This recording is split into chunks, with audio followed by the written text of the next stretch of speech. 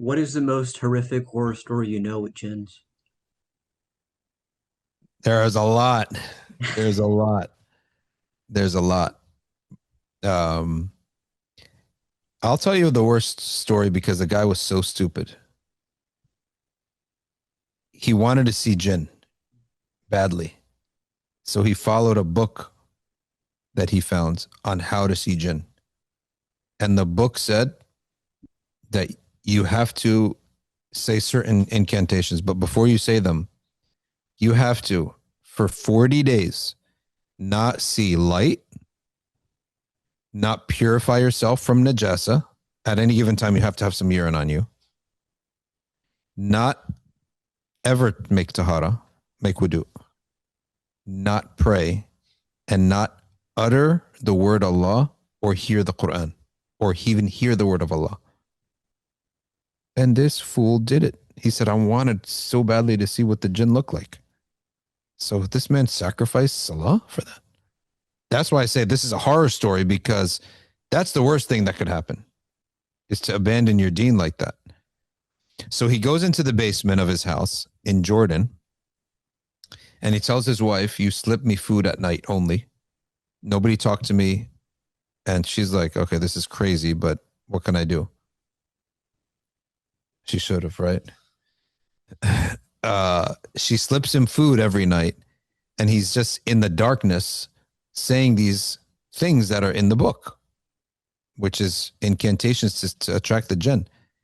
And according to his narration of the story, he basically says nothing happened for 35 days, which shows actually he was pretty patient, persistent. Absolutely nothing happened for 35 days. But that's what it takes to detox, or in this case, remove the good things from his head. And on the 36th night, and by this time he doesn't know the difference between day and night, that's part of it. Part of it is to get you into such a crazy warp zone, because he doesn't see the sunlight and he's not praying. He doesn't know day from night anymore. You sleep, you wake up, it's dark. You don't know if it's 2 a.m. or is it 5 a.m. or 7 a.m. So he said he was laying down and he looked up and he saw a whole universe on a pin. The whole universe coming out of a pin. And that if the pin was moved, the whole the universe would fall on him.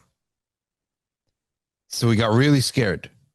And they said, out of that came the most horrific looking devil that had heads and tongues. And he snapped. He ran for his life upstairs, ran out of the house, speaking crazy language. They had to put him in a psychiatric ward. And so, of course, all his community came, his brothers came and returned him back to sanity and back to Islam. Make wudu, read Ayat al-Kursi all the time, recite the Quran, listen to the Quran. And it took him a while, but he detoxed back into real life and actual normal behavior of a Muslim. So I say that that's the most horrific story because of what the guy paid, the price he paid, and the foolishness and stupidity of playing with the world of jinn. That's the worst. How stupid is this guy? Isn't every person get involved in jinn? You have to say, is this guy stupid or something? Like, we just listened to that one podcast about a guy who got himself messed up with jinn.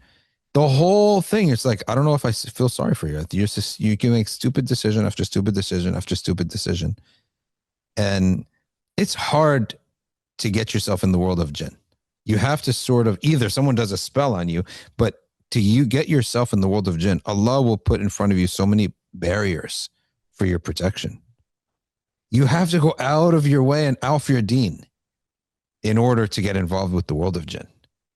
So people should instead be more interested in the world of angels. And that's also accessible. The world of angels is way better. And it's hard to get in. It takes righteous effort, just like it takes stupidity, but effort to get in the world of jinn. It takes righteousness and effort to get in the world of malaika. There was one old lady. Most old people, they get into the world of angels in a little bit. Why? Because the dunya is gone from them.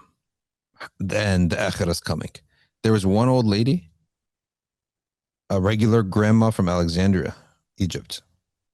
And she used to wake up for tahajjud every night. And she never set an alarm.